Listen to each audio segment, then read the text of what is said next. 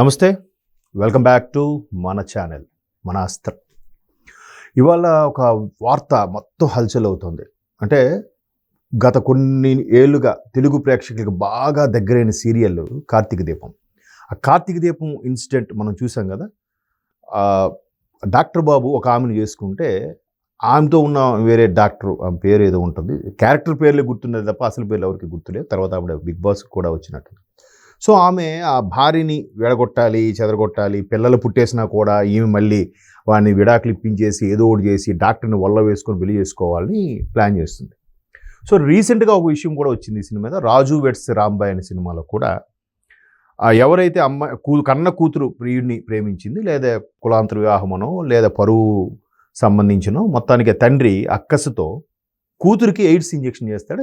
Cinema వృత్తాంతం same మనకి ఇక్కడ కర్నూలు రీజన్లో ఒకటి రిపీట్ అయింది. ఎంత దారుణం అంటే, పైగా ఆమె పేరు వసుంధర అంట. ఆ డాక్టర్ని పెళ్లి చేసుకుని వేరే డాక్టర్ని చేసుకుంటే ఆ డాక్టర్ మీద ద్వేషంతో దాన్ని ఎలాగైనా చంపేయాలి, దాన్ని చంపేస్తే నువ్వు జైలుకి వెళ్తావు. విడిపోతే నువ్వు పెళ్లి చేసుకోవచ్చు కదా, చంపేస్తే జైలుకి వెళ్తావు కదా. అతడు సినిమాలో డైలాగ్ అన్నట్టు, ఆయన శివారెడ్డి చనిపోతే మీరు ముఖ్యమంత్రి అవుతారు, కానీ చంపితే మీరు నేరస్తుడు అవుతారు అంటారు క్లైమాక్స్లో ప్రకాష్ రాజ్ గారి డైలాగ్. అలాగా ఆమె విడాకులు వచ్చే ఇంకేదైనా అయితే, లేకపోతే ఆమె మామూలుగా న్యాచురల్గా చనిపోతే ఓకే, కానీ వెళ్ళి ఆమెకి ఒక విషం ఎక్కించడము, లేకపోతే ఎయిడ్స్ ఇంజెక్షన్ ఎక్కించడము, మొత్తానికి ఆమె చనిపోయేలా చేయడము, ఏంటివి కొత్త కొత్త వెకిలి చేష్టలాగా అనిపిస్తున్నాయి. అంటే ఇవి సోషల్ మీడియా వేదిక మీద వచ్చే పిచ్చి చేష్టలు ఇది ఒక భాగమా, లేదంటే సినిమాలు చూసి నేర్చుకుంటున్నారా, వెబ్ సిరీస్ చూసి ఇన్స్పైర్ అవుతున్నారా?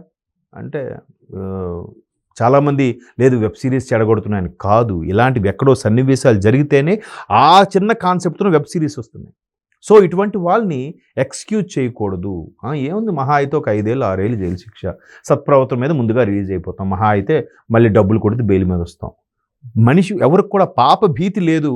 అలాగే తప్పు చేస్తే ఇంత దారుణమైన శిక్ష పడుతుంది అనే భయం కూడా లేదు. అందువల్లే ఇంత చెలరేగిపోతున్నారేమో అనిపిస్తుంది.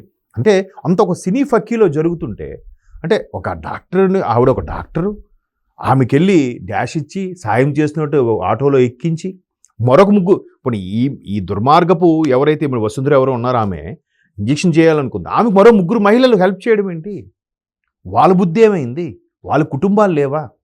అంటే జనరల్గా మనం సొసైటీలో కూడా ఎలా అనుకుంటామంటే, ఆడ మనసు మెత్తని మనసు, ఆడవాళ్ళు పువ్వులు ఎంత సున్నితంగా ఉంటారు అనుకుంటాం, కానీ ఎంత క్రూరంగా ఆలోచిస్తుంటే అసలు ఎటుపోతుంది అసలు అనిపిస్తుంది. ఇలాంటివన్నీ చూస్తుంటే ఒక విధంగా భయం ఇస్తుంది.